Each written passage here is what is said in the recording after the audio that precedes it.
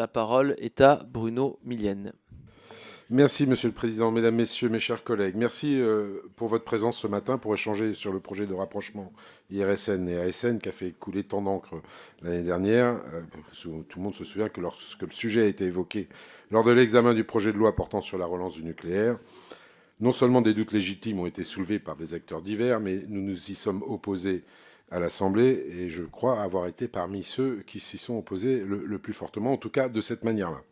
Somme toute, finalement, assez logiquement, nous avons plaidé pour le report de cette mesure et demandé à l'OPEX, ce qui a été fait, que l'OPEX rende un rapport sur le sujet. Et je remercie Stéphane Piednoir et Jean-Luc Fugit pour la qualité de leurs travaux.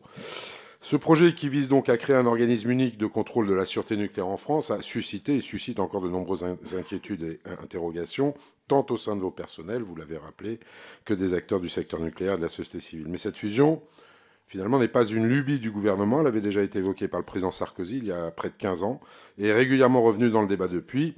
S'il est de notre devoir de nous assurer que cette fusion n'impacte pas la sûreté nucléaire en France, nous devons aussi garantir que les organismes de sûreté nucléaire soient les plus efficients possibles pour accompagner la relance du nucléaire. Relance qui est, je tiens à le rappeler, indispensable pour garantir l'indépendance énergétique de notre pays et pour atteindre nos objectifs de réduction des émissions de gaz à effet de serre. Cela me permet de recentrer mes propos sur un sujet qui me tient à cœur. Alors, je le joue un peu perso, je suis désolé. Les SMR et plus particulièrement les XAMR. Nous avons en France plusieurs pépites qui travaillent sur le sujet. Je ne citerai que les deux plus importantes, Narea, indépendant et constitué de nombreux anciens chercheurs ayant travaillé sur Astrid, et Neward, filiale d'EDF. Si dans vos propos liminaires, vous nous avez fait part des avantages et des risques d'une telle fusion pour le développement de la filière nucléaire en France, notamment en matière d'indépendance, de transparence, de compétitivité et d'innovation, j'aimerais connaître votre avis sur l'impact de cette fusion quant à votre capacité à accompagner le déploiement de ces petits réacteurs modulaires qui sont présentés comme une solution d'avenir pour répondre aux besoins énergétiques des sites isolés ou des petits réseaux électriques. Cette fusion va-t-elle améliorer l'accompagnement des start-up nucléaires, simplifier les procédures sans compromettre le nécessaire besoin de sécurité? Je vous remercie. Merci. Monsieur Millienne, vous évoquiez le fait qu'il faut être plus efficient. On partage complètement ce point de vue. Et l'IRSN s'y attelle. On a développé ces dernières années, notamment parce qu'on avait un budget qui était tendanciellement à la baisse, l'ordre de 10% en 10 ans avant une reprise en 2023. Et pour s'adapter à une charge croissante d'expertise, on avait développé des outils de gestion en lien avec les autorités avec lesquelles nous travaillons, notamment la SN, des processus pour améliorer ça, ce qu'on appelle notamment la garde de triage, c'est-à-dire s'interroger à l'arrivée des dossiers sur ce qu'on regarde, des démarches stratégiques d'expertise, c'est-à-dire comment on organise l'expertise dans la durée, tout ça est en discuté avec la SN. Donc on est 100% d'accord sur être plus efficient. D'ailleurs, l'IRSN est un organisme qui cherche en permanence à s'améliorer.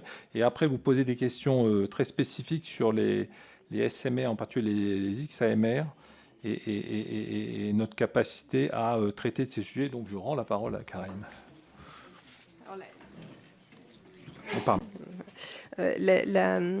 La nouveauté avec ces XSMR ou même ce qu'on appelle les Advanced Modular Reactors, c'est-à-dire des SMR qui font appel à des technologies dites de génération 4, c'est que finalement ce sont des projets où il y a encore besoin pour la plupart de recherche et développement en parallèle de la conception.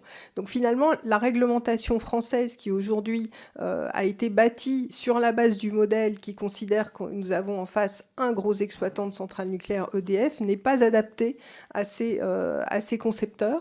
Nous avons mis en place avec l'autorité de sûreté nucléaire une cellule spécialisée qui se veut réactive justement pour accompagner les concepteurs. Sur les grosses installations nucléaires, on peut considérer finalement que des dispositions de protection physique peuvent être mises en place a posteriori une fois que l'installation est conçue et construite.